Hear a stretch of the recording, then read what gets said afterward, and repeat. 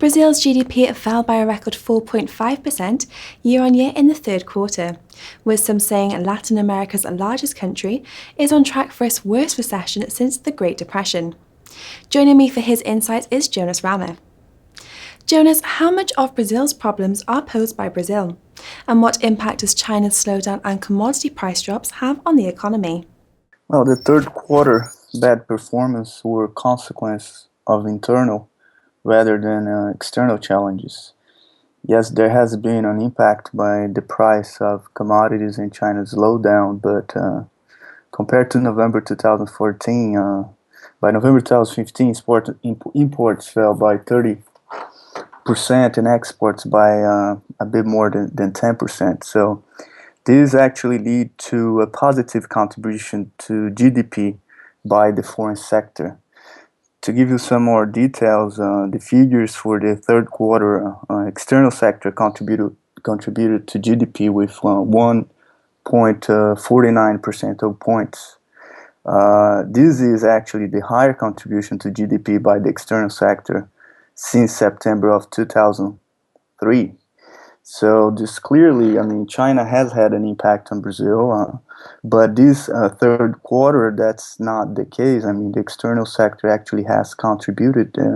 It's perhaps the only sector in the economy that has performed positively. This is because of imports has, dropped more than exports. So by the end of the year, by the end of 2015, we should see a contribution to GDP of 2.5 percentage points from external sector. As a side note, I would not go as far as to say this is the worst crisis Brazil faces since the Great Depression. It is certainly the most severe crisis in the last 20 years, and the longest recession Brazil has seen since 1994. So we're talking about 6 consecutive falls year over year in terms of quarters, but 3 consecutive falls quarter over quarter. So it's a classical macroeconomic crisis, balance of payments with fiscal deficit, but it has been largely amplified by a political crisis and a series of corruption scandals that has stemmed during the past months. Brazil's president pressed leaders to push through unpopular austerity measures to bring some relief to the nation. In your opinion, do these measures show signs of success? No, they're not showing any signs of success because Brazil has been talking a lot about austerity measures, but it has not implemented. So we're looking at the numbers of this this third quarter. So everything has fallen, and family spending fell by 1.5%, investments by 4%, but government expenditure raised by 0.3% in the third quarter. So there has not been any effective austerity measures put in place. But today, these are crucial to recover confidence and to reschedule economic growth. Without these measures, there's no valid forecast for eventual economic recovery of Brazil.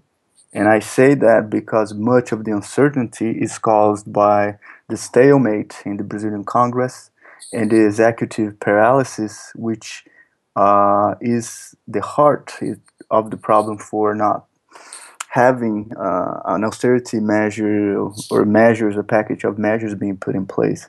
So Brazil's economy minister, Joaquim Levy, has not been capable to push through necessary measures, and he has been blocked by Congress and the willingness of some of his partisans even.